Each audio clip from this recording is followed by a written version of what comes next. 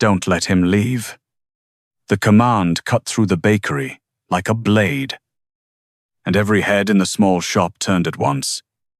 A young man near the door froze mid-step, hands still on the brass handle. Outside, 2 black sedans had already pulled up onto the curb, doors opening in perfect unison. I just came in for coffee," he stammered, both hands rising instinctively. Behind the counter, a curvy young woman in a flour-dusted apron stared, stunned, at the man who'd just spoken. "Rafael, please, don't." Rafael Castellano rose slowly from the corner booth he'd occupied every morning for the better part of a year, his dark eyes never once leaving the trembling stranger by the door. Then, without raising his voice, he asked the only question that mattered to him. "Is he the reason you smiled at someone else this morning, 3 weeks earlier?" Nobody in Nora Bellwether's quiet little life would have believed it could come to this. The first sound Nora heard most mornings, before her alarm, before the ovens, before anything else, was the soft scratch of Biscuit, the neighborhood's self-appointed calico supervisor, pawing at the back door of Sweetwater Bakery. "Good morning, Madam," Nora murmured, unlocking the door and letting the cat slip past her ankles into the warmth. "I hope you're here to inspect quality control and not just steal butter." Biscuit answered with an unbothered meow and claimed her usual spot atop the flour sacks. Nora smiled and got to work. Most people imagined running a bakery meant powdered sugar and soft jazz. Mornings that smelled like vanilla and felt like a Hallmark movie. The truth was 5 a.m. flour deliveries. Forearms aching from kneading dough by the fistful. Burns she collected on her wrists like a second set of freckles. And at least 1 dropped tray of croissants a week. Without fail, at 29, Nora had long since made peace with being the clumsy one. She laughed when she spilled the buttermilk. She apologized to the display case after bumping it with her hip for the 100th time. She'd once sent an entire rack of scones sliding across the floor because she turned too quickly to wave at a regular through the window. People found it endearing more often than not. Kids loved coming in because she always let them keep the mistake cookies, the ones baked slightly too dark to sell. Retired couples lingered over coffee just to hear her stories. Even the grimmest-looking construction crew from the site down the block left smiling every single morning. Nora had a gift. One she never fully noticed in herself. She made people feel lighter just by being near her.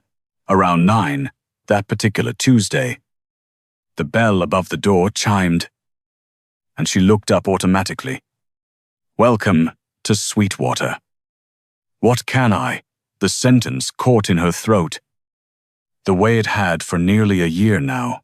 A tall man, in a perfectly tailored charcoal coat, stepped inside. Movements unhurried, deliberate. The kind of stillness that made a small room feel smaller. He pulled off a pair of black leather gloves finger by finger before glancing around the shop with the same quiet attention he brought every single time. No entourage, no security visibly trailing him, though Nora had long suspected there was some. Watching from somewhere she couldn't see, just one impossibly composed man who arrived, without fail, every Tuesday and Friday morning. Nora said warmly. "You're early today." Rafael Castellano gave the smallest of nods. "I had time." His answers were always brief. Never cold exactly. Just economical. Like a man rationing his own words. For nearly a year, he'd come in with remarkable consistency. Always ordering the same thing, 1 loaf of the seeded rye. Plain. No substitution. And every single visit, without a single exception, an entire tray of whatever pastry she'd made, too many of that morning. He never explained who the extra pastries were for. He never asked her to box them differently. Never requested a card. Never let her deliver them anywhere. He simply paid, thanked her with that same measured nod, and left. Nora had privately wondered, more than once, if the man owned the loneliest apartment in the city. Who else bought an entire tray of mistake cookies every week without fail? The cardamom buns turned out especially good today, she said, sliding a fresh tray from the case. I'll box up the extras. All of them. She blinked. There's almost 24. They won't go to waste. She laughed. You always say that. For the first time that morning, the corner of Raphael's mouth lifted. Just barely. It wasn't quite a smile, but it was enough to catch her off guard every time it happened. There it is, Nora said, pointing at him playfully. I knew you could do that. He looked away, suddenly very interested in a rack of biscotti. I smile plenty. You absolutely do not. I do. I've seen happier gargoyles. A brief silence. Then, unmistakably, the faintest huff of a laugh escaped him, gone almost as fast as it arrived. But Nora caught it every time, and every time it felt like winning something. I win, she said triumphantly.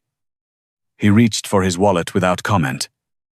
You should charge extra for making customers laugh, she added, wrapping the tray.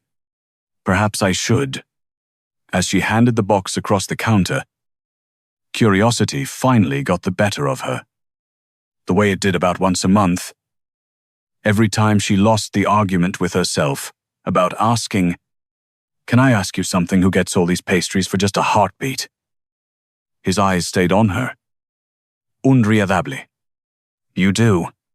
She frowned. What he glanced toward the shop around them. The bakery. It's better, with fewer leftovers cluttering the case. Oh. She laughed. A little disappointed, without quite understanding why. I thought you said I do. I misspoke. She accepted it without another thought. The way she always did. Raphael, however, knew precisely that he had not misspoken at all. Every tray had always been for her not to take anywhere. Not to feed some invisible household. Simply to make sure the bakery she clearly loved never sat at closing time with unsold shelves, reminding her of the parts of the day that hadn't gone perfectly. Somehow, watching Nora's face when a tray sold out completely had become the quietest, most necessary part of his week. Neither of them noticed the dark SUV idling half a block down. Inside, two enormous men in tailored suits exchanged a glance. He did it again. One murmured, "Only smiles here." The other sighed. If the captains ever found out the boss spends 2 mornings a week buying pastries just to get roasted by a baker, he couldn't finish the sentence. Both men dissolved into silent, shaking laughter. Neither of them had any idea that this quiet, ordinary little routine was only days away from upending both Nora's life and the entire Castellano organization. By that Friday, Raphael had convinced himself of exactly one thing: he did not have feelings for Nora Bellwether. He simply enjoyed rye bread and appreciated a well-run small business. His consigliere, Julian Ferro, believed precisely none of it. The Vasquez shipping numbers can wait, Julian said, trailing Raphael through the marble corridor of Castellano Holdings. But apparently the bread schedule cannot. Raphael didn't look up from the folder in his hands. The rye's better on Tuesdays. Fresher batch. Julian blinked. Boss. Silence. You control 4 ports on this coast. Nothing. You once talked the Marchetti family out of a war in under 20 minutes. Still nothing. And you're discussing bread density. Raphael finally stopped walking. It matters to her. Julian closed his eyes slowly. There it is. Not the bread. Here. He knew better than to push it further. Even a fearless consigliere understood there were limits to how much he could tease the most feared man on the eastern seaboard. Across town, Nora was finishing a batch of lemon tarts when her best friend Priya burst through the back door with 2 iced coffees and an expression of pure scandal. You will not believe who just asked about you. Nora didn't even look up. You say that every Friday. This time it's real. Priya set the cups down with a flourish. Remember Theo? From the accounting firm on 5th, the one you called devastatingly organized 3 weeks ago. He asked if you were single. Nora nearly dropped a tart shell. He what? Came into the coffee shop yesterday. We got to talking. And somehow your relationship status came up. Priya grinned. He seemed genuinely nice. Nora. I don't even know him. You could. When's the last time you actually went on a date?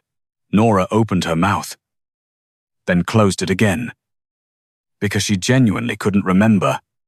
Running a bakery alone left very little room for romance. Most nights ended with sore feet, flour in her hair, and a stack of invoices instead of a social life. Priya softened. You deserve someone who makes you smile the way you make everyone else smile. Before Nora could argue, the bell chimed. Both women turned. A young man stood awkwardly in the doorway, holding a small bouquet of grocery store carnations. Teo, Priya whispered. Delighted. My timing is unbelievable. He cleared his throat. Nora. Right, she smiled politely. That's me. I hope this isn't weird. I was wondering if you'd want to get dinner sometime. Priya suddenly found something urgent to reorganize in the back room. Nora laughed quietly at how nervous he looked. I'd like that, she said finally. And his whole face brightened. Really, Friday. 7. The little Italian place on Delancey sounds perfect. The moment he left, Priya sprinted back out, nearly vibrating. You have a date. It's just dinner. It's a date. Dinner. Date. Priya pointed at her triumphantly. You're smiling. Meanwhile, 40 floors up, a $2 billion acquisition meeting was underway. Lawyers droned through terms. Captains reported on port security. Raphael listened with half his attention until his private phone buzzed once. Only 3 people had that number, Julian. His head of security, and Marco, the man quietly assigned to keep an eye on the block around Sweetwater Bakery. Raphael excused himself without a word. What is it? Marco hesitated. Boss Miss Bellwether accepted a dinner invitation. Silence. Guy named Theo Marsh. Works in accounting. More silence. Friday. 7 o'clock. The conference room. When Raphael returned, felt several degrees colder than when he'd left it. The executives exchanged uneasy glances through the glass. They all recognized the look on his face. It was the one he wore right before hostile takeovers. Or worse, Julian caught him in the hallway. Problem. No. You've used that exact voice before buying an entire logistics company. Raphael adjusted a cufflink. What restaurant? No. Julian. Boss. No, you are not doing this. Raphael calmly opened the conference room door. We've been discussing acquiring Delancey Hospitality Group. Julian's eyes widened. They own the restaurant? I agree it's a coincidence. You are not buying a restaurant because Nora has a date. Raphael glanced back over his shoulder. I'm buying the entire group. Julian stared after him, utterly speechless. While somewhere across the city, Nora happily debated which dress to wear on Friday. Completely unaware that the most feared man in 3 boroughs had just spent 40 minutes on the phone acquiring a restaurant chain out of pure, unexamined jealousy, Friday finally came. And for reasons Nora could not begin to explain, the entire universe seemed determined to sabotage her first date in almost 2 years. She overslept. Biscuit knocked an entire tray of cinnamon rolls onto the floor. A supplier delivered 3 hours early and blocked the loading dock all afternoon. Then, 20 minutes before closing, the zipper on her one good dress split clean down the back. Priya stared at the ruin of blue fabric. You have got to be kidding me. I think the universe hates romance. No, Priya said firmly. The universe owes you one. Half an hour later, they found a replacement simple. Deep green. Cut to skim her curves instead of fighting them. When Nora stepped out of the fitting room, Priya whistled low. Theo isn't going to survive dinner. Nora laughed so hard she nearly tripped over a shoe rack. At exactly 6:45, Theo arrived outside Delancey's flagship restaurant, holding a small bouquet. Visibly nervous. Reservation for Marsh. He told the hostess. She checked her tablet, and her polite smile faltered. I'm so sorry. Sir, there seems to be an issue. My reservation was confirmed yesterday. It was, but about 30 minutes ago, the entire restaurant was reserved for a private corporate function. We were only just informed ourselves. Theo looked past her into the dining room. Completely empty. No guests. No décor. No music, just waitstaff standing around, perfectly set. Entirely unused tables. This doesn't make sense. I know. Sir, I'm truly sorry. Across the street. Inside, a parked Sen. Julian lowered a pair of binoculars slowly and turned to the man beside him. You actually did it. Raphael didn't look up from his tablet. It was an efficient acquisition. You closed the restaurant. There are 40 other restaurants in this neighborhood. Boss, I genuinely fail to see how this isn't insane. Noted. Outside. Nora arrived to find Theo mid-conversation with an increasingly apologetic manager. What happened? Restaurants closed. Private event. She peered through the glass. It looks completely empty. It does.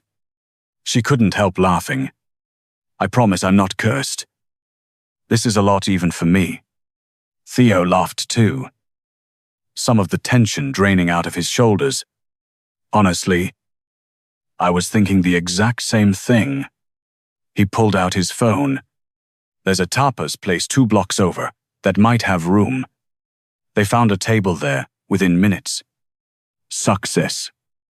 Or so it seemed until 20 minutes into appetizers, the kitchen lost power entirely. So sorry. The manager said. The next restaurant had a burst pipe. The one after that failed a surprise health inspection on the spot. By the 4th cancellation, Nora had stopped laughing and started genuinely wondering if she'd offended a deity somewhere along the way. Neither she nor Theo had the faintest idea that every single cancellation traced back to the same phone call. Made from the same black car, parked a discreet distance away, each time, up on the rooftop terrace of Castellano Holdings. Julian found Raphael staring out at the skyline. I've smoothed things over with the restaurants, compensated them generously. Nobody's out any money? Good. You realize how ridiculous this has become. Silence? You could simply ask her to dinner yourself. Nothing. You've negotiated ceasefires between 3 families. Still nothing. You once stared down a federal prosecutor without blinking. Raphael finally spoke. What if she says no? Julian actually blinked in surprise. In 15 years, he had never once seen genuine fear cross his boss's face, not from bullets, not from betrayal, not from the threat of federal indictment. Only this. You know what's strange? Julian said quietly. Men twice your size go pale when you walk into a room. And the only person on earth who scares Rafael Castellano thinks you buy pastries because you like baked goods. Even Raphael had no answer for that. Meanwhile, having abandoned restaurant number 4, Theo laughed sheepishly.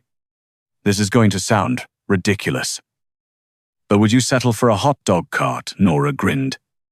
Honestly, that sounds perfect. They ended up on a park bench 2 blocks away, sharing overpriced hot dogs and laughing about the sheer improbability of the evening. 2 ordinary people salvaging what should have been a disaster of a first date. It was, Nora would think later, actually kind of nice. Marco's voice crackled through Julian's earpiece a few minutes later. Boss. They're at Riverside Park now. No restaurant involved? Raphael closed his eyes briefly. There was, for the first time, all night, nothing left for him to interfere with. Julian watched him with unmistakable amusement. So the date's actually happening. Raphael said nothing. He simply watched the city lights, unaware that across town, 2 rival captains from the Alessi family had spent the entire week quietly compiling a file on one Nora Bellwether, the only person, as far as anyone could determine, capable of distracting Rafael Castellano from anything at all. The following Tuesday, Raphael walked into Sweetwater, carrying his usual black coffee, only to find someone else already there. Theo, hauling in crates of flour from a delivery truck, laughing as he nearly dropped one entirely. Careful, Nora said, grabbing the other end.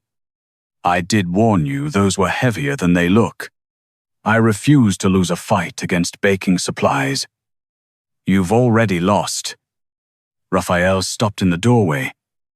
For one long second, he watched Theo instinctively catch Nora's elbow when she stumbled over a loose pallet. Watched her laugh, not the polite customer service laugh she gave strangers, but a real one. Easy and unguarded. Something tightened uncomfortably in his chest. He'd spent nearly a year building small, careful reasons to see that exact expression. Now another man was getting it without even trying. Morning. Nora called, waving. Perfect timing. You can settle a debate. Theo says he knows absolutely nothing about flower types. I know enough to avoid the ones that explode into clouds. Theo offered. Nora laughed again. Raphael set his coffee on the counter without a word. Raphael? This is Theo. Nora said. Theo. My most loyal customer. By a significant margin. Theo extended a friendly hand. Good to finally meet you. I hear you're the reason she never has leftover pastries. Raphael looked at the offered hand a beat too long before shaking it. Something like that. She says you come in twice a week without fail. Must be someone special waiting on those pastries. Before Raphael could answer, Nora cut in with a grin. I've been trying to solve that mystery for almost a year. His gaze settled on her. I haven't decided. She tilted her head. decided who gets them, or whether to tell me. Another customer walked in before he could answer, and the moment dissolved. That evening, the executive floor of Castellano Holdings felt unusually tense, not because of rival families, not federal scrutiny, not money. Every senior captain had quietly clocked one impossible fact: their terrifying boss was distracted. The Alessi family has been moving unusual weapons volume through the eastern docks. One captain reported. Raphael nodded absently. Also, Sir. We flagged some surveillance activity near the bakery district.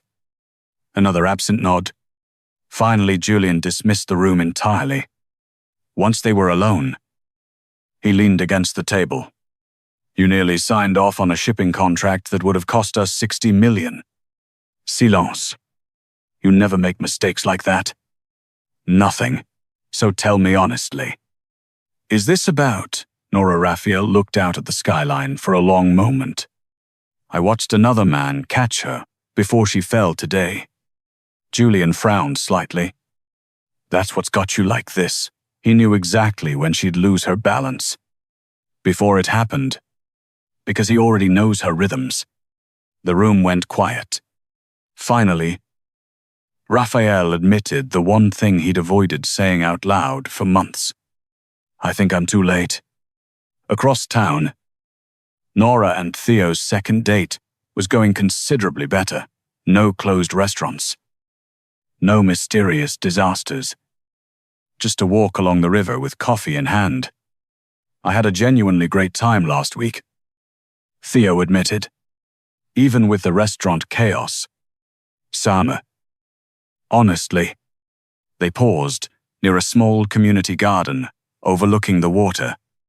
Theo hesitated, clearly working up to something. I was wondering. A dark van rolled silently onto the path behind them before he could finish. The side door slid open. 3 masked men moved fast. One shoved Theo hard to the pavement. Another grabbed Nora by the arm. Theo, she screamed. Run, he struggled upright. Took a sharp blow to the jaw. And crumpled against a park bench. The men forced Nora into the van. Tires shrieked against asphalt. And then the street was empty again. As if none of it had happened at all. 5 minutes later, Marco's phone lit up with a dozen missed calls before he even reached the park. Theo staggered toward him. Blood running from a cut above his eyebrow. They took her. Who, I don't know. They knew her name. They weren't robbers. They knew exactly who they were looking for. Marco went pale. He hit the emergency contact on his encrypted line. It connected in under 2 seconds. Boss. Raphael answered. Perfectly calm. What is it? There was a pause. Marco had served the Castellano family for 16 years. He delivered news of shootings, of bombings, of betrayals from men he'd trusted for decades. Nothing had ever felt like this sentence. They have Miss Bellwether. Silence. Complete. Absolute silence. Then Raphael asked exactly one question. Is she hurt? We don't know. Another pause. When Raphael spoke again, his voice carried no anger. No panics. Nothing at all, just a flat, terrifying stillness. Activate Meridian. Marco's stomach dropped. Meridian had only ever been authorized twice before in Castellano history. It meant every asset the family controlled, legitimate or otherwise, would move toward one single objective and nothing else. Within 90 seconds, thousands of encrypted alerts went out across the East Coast. Private jets began fueling. Port operations halted mid-shift. Casino security systems switched entirely to facial recognition sweeps. Warehouse networks. Restaurant Chat. hotel groups, every business the Castellano organization touched, whether the employees knew it or not, became part of the largest manhunt the region had seen in a decade, hundreds of miles away. The rival boss who'd ordered the kidnapping smiled, satisfied, believing he'd simply grabbed an ordinary baker off the street. He had no idea what he'd actually done. By sunrise, he would understand exactly how dangerous a frightened, furious man could become when the person he loved most had vanished. When Nora came to, she was tied to a chair inside an abandoned greenhouse. Glass ceiling cracked overhead, vines crawling through rusted iron beams, hundreds of dead terracotta pots scattered across the concrete floor. One of her captors noticed her stir. "Comfortable? Why am I here?" he laughed. "Because you're currently the most valuable person on the East Coast. I think you've grabbed the wrong baker." "Oh." "We spent weeks confirming exactly who you are." Another man tossed a stack of photographs onto the floor near her feet. They showed Raphael, leaving Sweetwater every Tuesday and Friday. Nearly a year's worth of the same quiet routine. Nora stared at them, uncomprehending. "I don't understand any of this." "You will." Inside Castellano Holdings, more than 50 captains stood around a massive digital display. Red markers scattered across 5 boroughs. Every warehouse, marina, airstrip, and camera the family had access to had become part of a single search grid. Julian turned to Raphael. "We've narrowed it to 15 locations. 15 is too many. We're cutting it down." Raphael nodded once, then turned to address the room. "I want every legitimate business we own running at full capacity tonight. Bakeries, garden centers, nurseries, greenhouses, florists. All of it." The captains exchanged puzzled looks. One finally asked, "Boss, why?" Raphael pointed at the map. "They took someone who works with her hands in a trade she loves. They won't hide her somewhere. She can't survive psychologically. They'll pick somewhere that feels familiar to her. Even in captivity." Julian's eyes widened. The greenhouse district. Raphael was already moving, within minutes. Thousands of employees at companies that had no idea they secretly belonged to the Castellano organization began quietly sweeping abandoned greenhouses across the region. Back inside the greenhouse itself, the rival boss finally arrived. Victor Alessi. Unhurried, almost pleasant. "Miss Bellwether, my apologies for the accommodations. What do you want, you?" She frowned. "I bake bread." "You misunderstand?"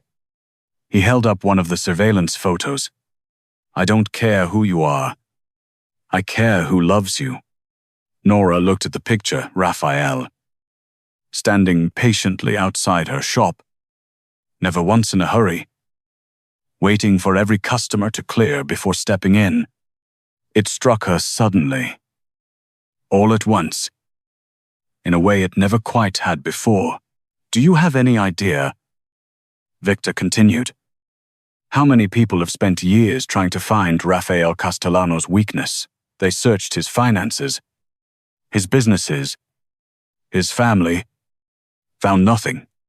He smiled thinly. Then one day, he smiled inside a bakery. Nora's stomach dropped. "No, he doesn't. You really don't know? Do you?" Back at command, Marco burst in. "Boss, we found one of the vans, abandoned near the old botanical district off Route 9. How many greenhouses in that district? 14. Julian was already issuing orders. Deploy every available team. Helicopters airborne. No sirens. No press. No mistakes. Raphael reached for his jacket. Julian blocked the door. You stay here. No. If this is an ambush, I said no. For the first time in years, the two oldest friends stared each other down without either backing off. Finally, Julian stepped aside.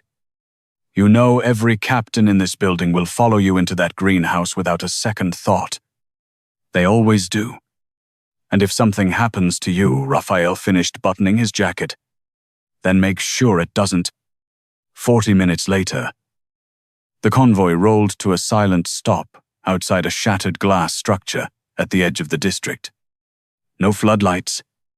Helicopters circled overhead without lights.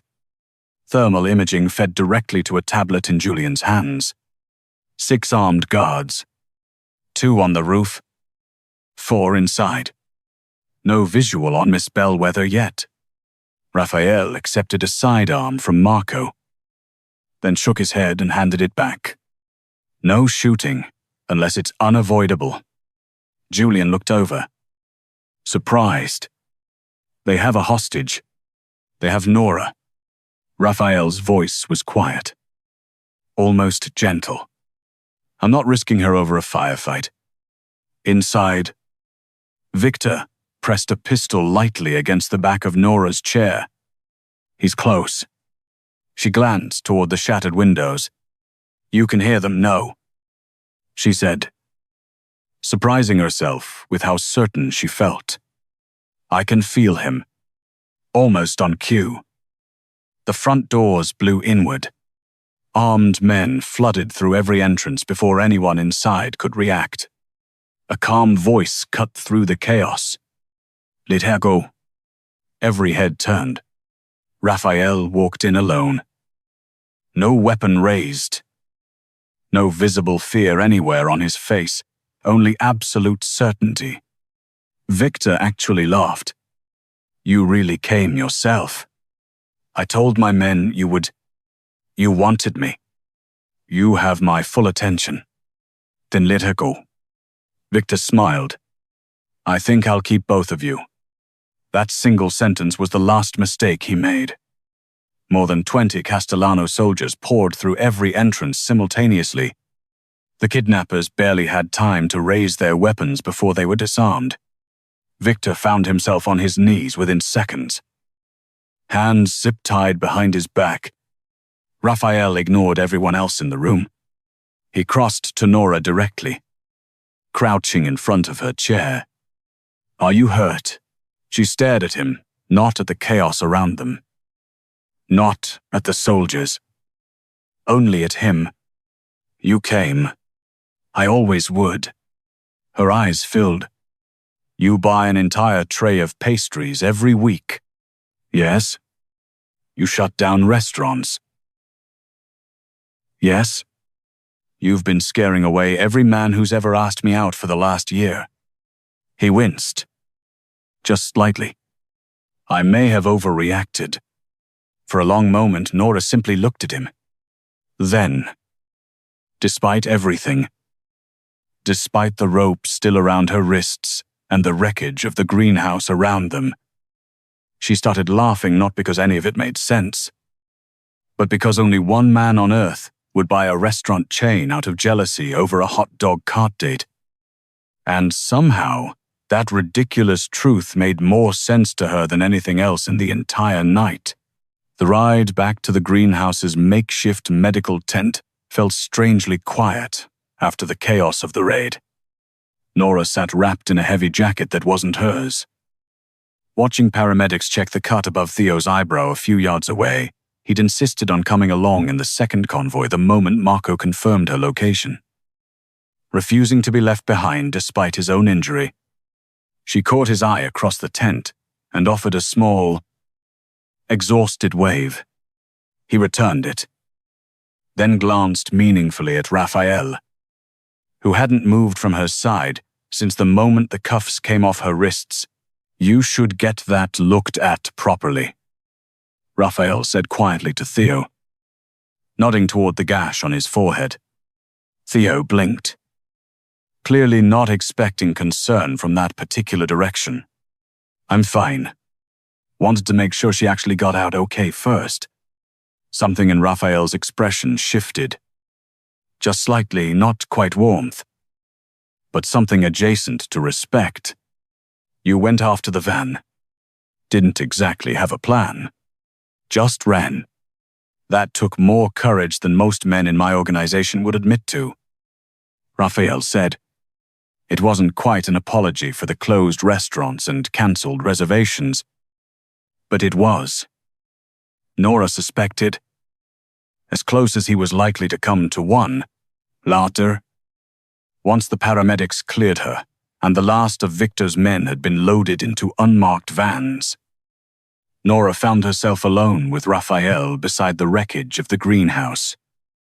Dawn just beginning to lighten the sky above the cracked glass roof. "You mobilized 8,000 people," she said quietly. "For me? For you?" He confirmed.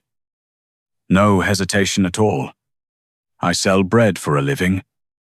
"Raphael, you make people feel less alone for a living," he corrected.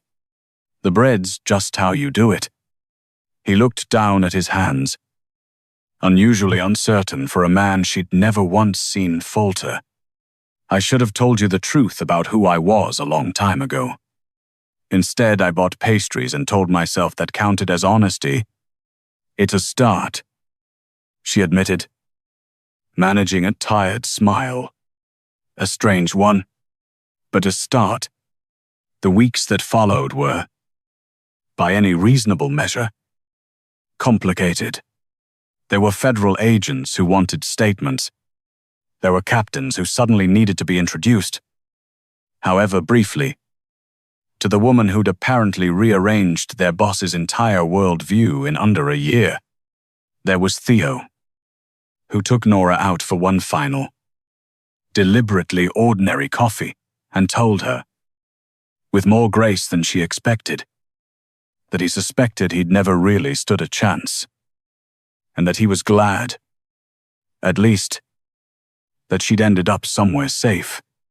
Priya alternated between fussing over Nora like a worried older sister and demanding, in exhaustive detail, every part of the story Nora was legally allowed to share.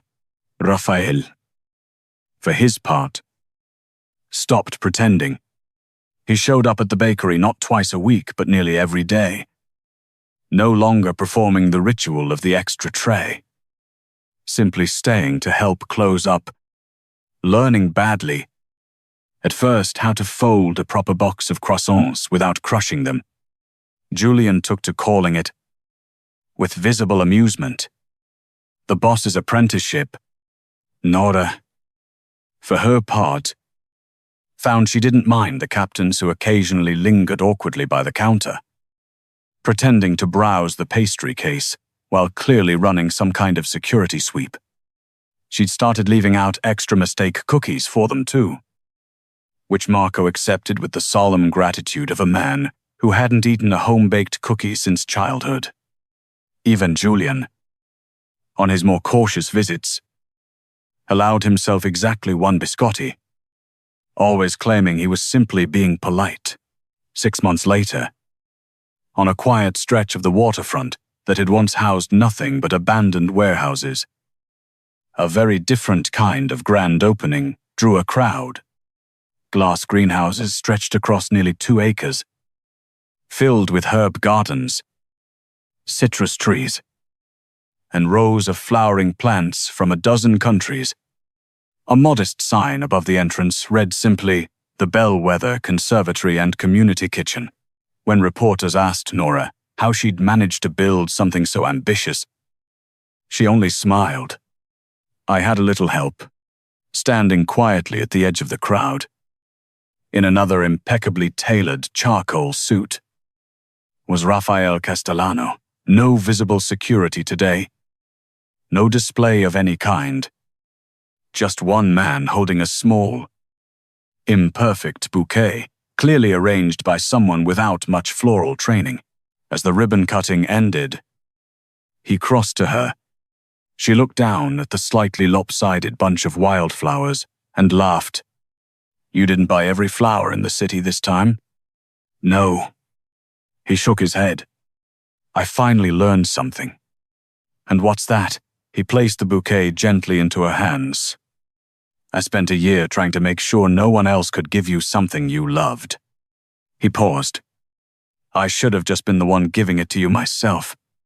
Then, in front of city officials, long-time customers, a scattering of captains trying very hard to look inconspicuous, and Julian standing near the back with suspiciously damp eyes, the most feared man on the East Coast did something none of them had ever imagined witnessing. He lowered himself onto one knee. The entire conservatory went silent. Nora Bellwether. I spent most of my adult life believing that power could solve any problem I ever ran into. It couldn't solve this one. I bought a restaurant chain. I closed a bakery's competitor down the street without telling you.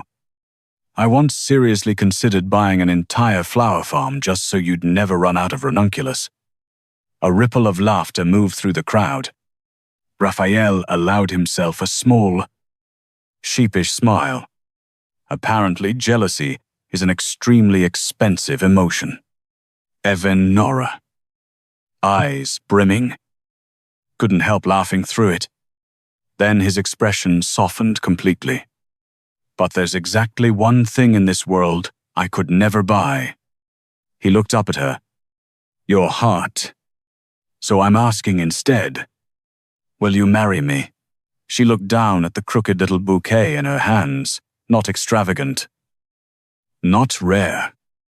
Just the same wildflowers she'd once shown him how to arrange himself on a slow Tuesday morning. Years of quiet routine folded into a handful of stems. "It's beautiful," she whispered. "I know," he said softly. "I'm looking right at it." Laughing through happy tears, she pulled him up and into her arms. "Yes." The conservatory erupted into applause. Somewhere near the back, Julian discreetly wiped at his eyes and insisted, unconvincingly, that something had simply gotten into them. Months later, when people asked Rafael Castellano what the single greatest investment of his life had been, they always expected him to name a port, a casino, some sprawling piece of downtown real estate. Instead, he gave them the same answer every time: a small neighborhood bakery, because that, he'd say, was where he finally learned that the strongest man in any room isn't the one everyone fears. It's the one unafraid to admit he's in love.